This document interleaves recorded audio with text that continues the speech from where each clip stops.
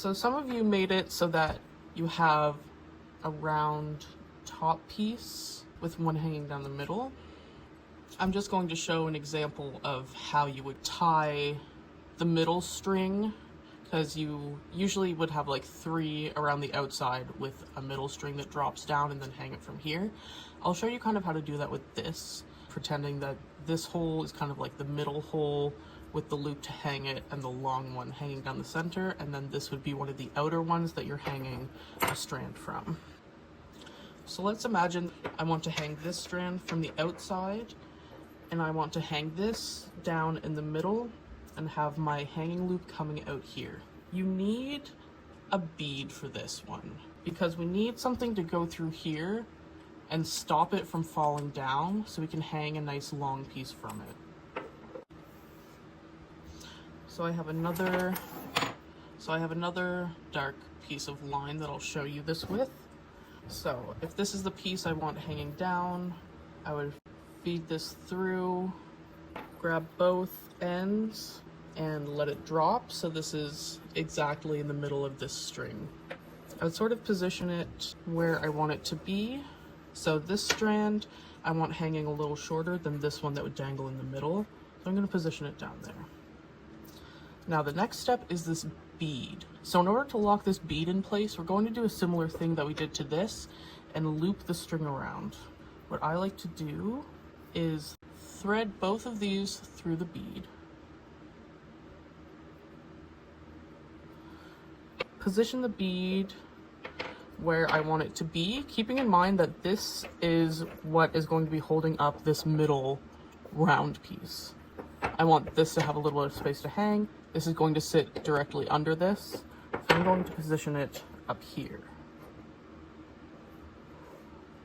So just like the tops of the other pieces, I'm going to loop this around and through to lock it in place.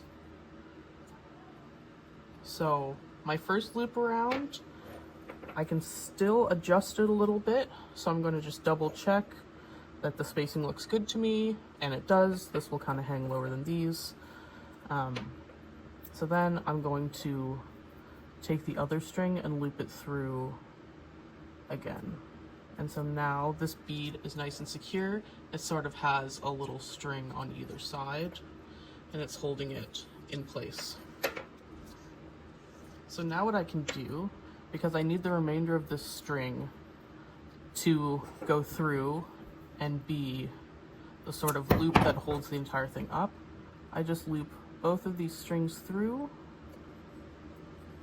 and when you hold it up, this would be more balanced if you had, you know, the right piece for it, but as you can kind of see, this bead holds up this round part, and then this excess string, I just like to take both strands, loop it around, and then put both of those strands through.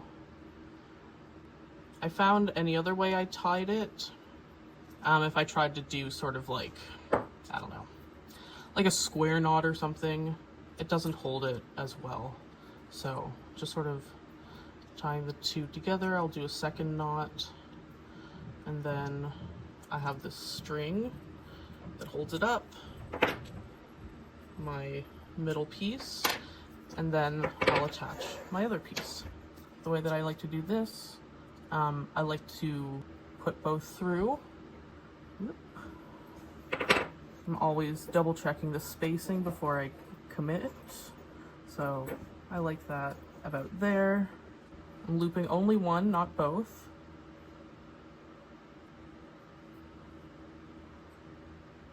And then tie it.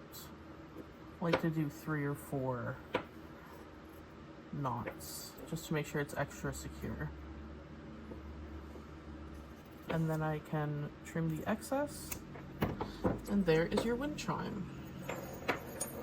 So I know this looks kind of weird, but we're just imagining that kind of like,